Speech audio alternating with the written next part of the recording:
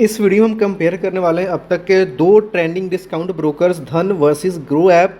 दोनों में से कौन सा बेटर है? लोग काफ़ी इसमें कंफ्यूज हो रहे हैं क्योंकि दोनों बिल्कुल फ्री हैं और इसमें अकाउंट खोलना भी बहुत आसान है। लेकिन इस वीडियो में आपको बताऊंगा कौन सा आपके लिए बेस्ट रहने वाला है। सबसे पहली चीज़ तो ये आपको इतना बता करके चलता हूँ कि जो धन है और ग्रो है, इन दोनों में ज़मीन आसमान का फ़र्क है अगर आप इसके डीप इस चीज़ को समझते हो।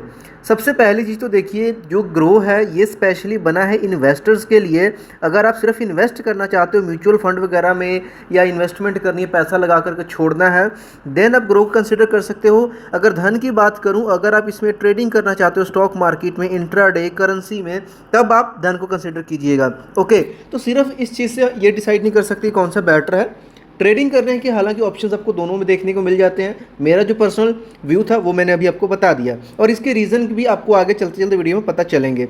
तो एक साइड हम रखने वाले हैं धन को, इस साइड हम रखेंगे धन को और इस साइड रखेंगे हम ग्रो को, और इसको हम कंपेयर करेंगे।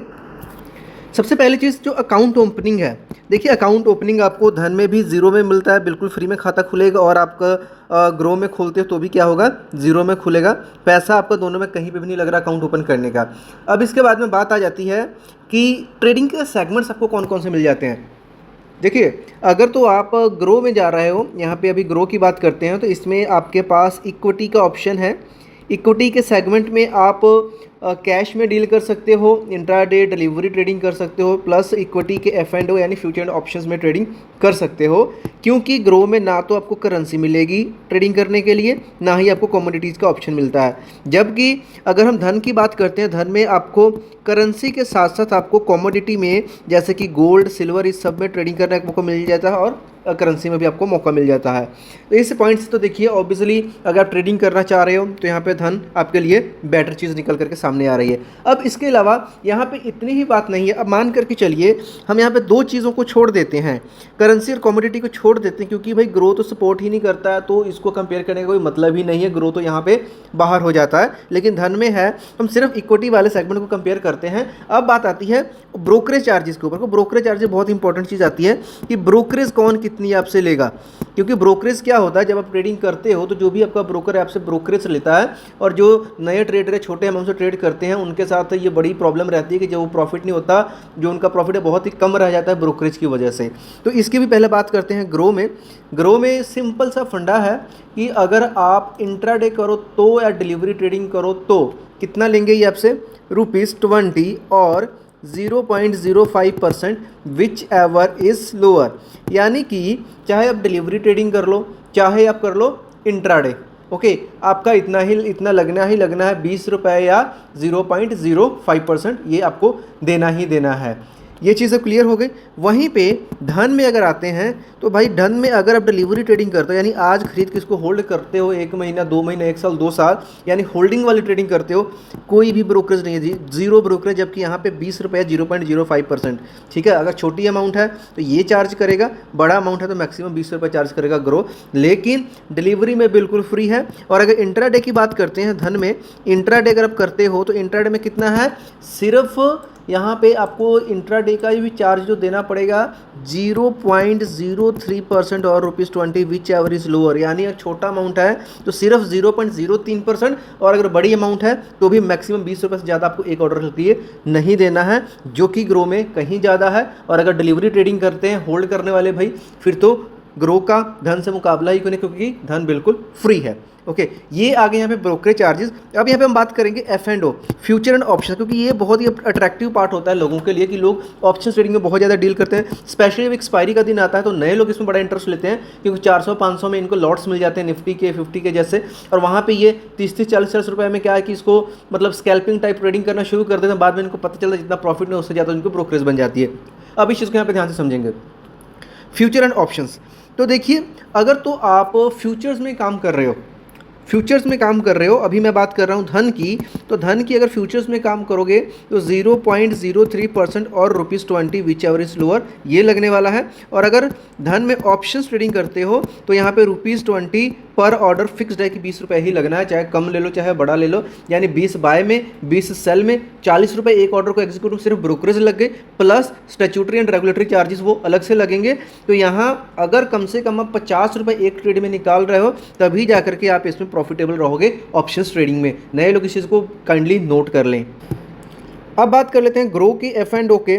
तो भाई देखिए ग्रो में चाहे फ्यूचर करो चाहे ऑप्शन रुपीज़ उन्होंने भाई 20 आपसे पर ऑर्डर फिक्स्ड लेना ही लेना है, लेकिन फ्यूचर्स इसमें जो है धन आपको बहुत सस्ता रहने वाला है। ऑप्शंस दोनों में सेम है, लेकिन आपको धन में करेंसी और कमोडिटी भी देखने को मिल जाती है।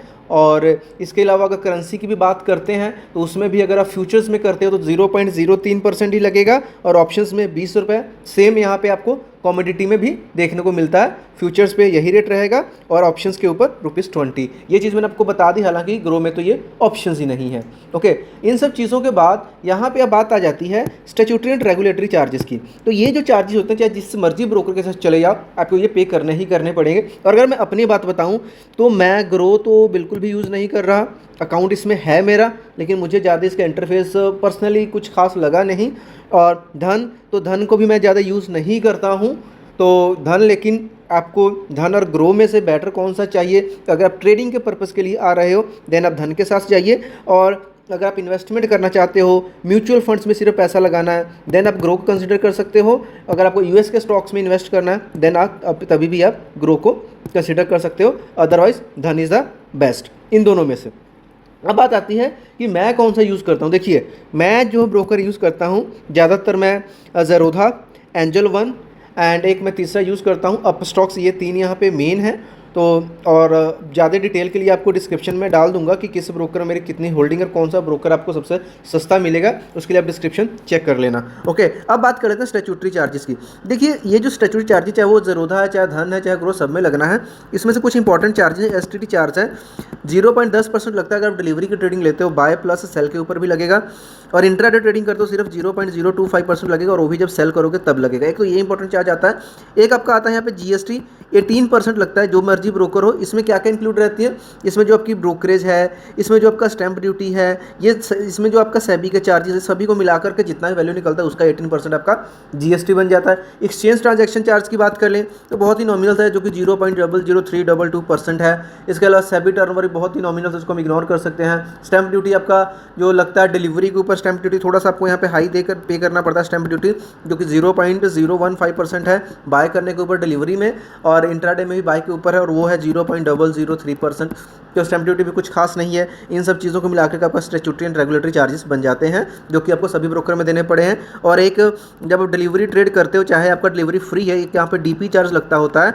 मान लीजिए आपके पास किसी कंपनी के 100 शेयर हैं, दूसरी कंपनी के भी 100 शेयर हैं, तो एक कंपनी के लिए आपको अप्रॉक्सीमेट 15 रुपये पे करने पड़ते हैं। अगर 2 कंपनी के शेयर है जब उसको बेचोगे तो आपको 30 रुपये देने पड़ेंगे। ये भी सभी में तकरीबन ठीक है, कोई 15 किसी में 20, इस तरीके से ये अमाउंट वेरी करती है। आई होप इस वीडियो आपको क्लियर हो गया। धन versus grow which is better, आप अपना डिसीजन खुद से ले सकते हो। बाकी मेरी रिकमेंडेशन के लिए डिस्क्रिप्शन चेक कर लेना। चैनल के ऊपर नए हैं तो वीडियो को लाइक करें, सब्सक्राइब करें। मिलते हैं नेक्स्ट वीडियो, तब तक के लिए बाय।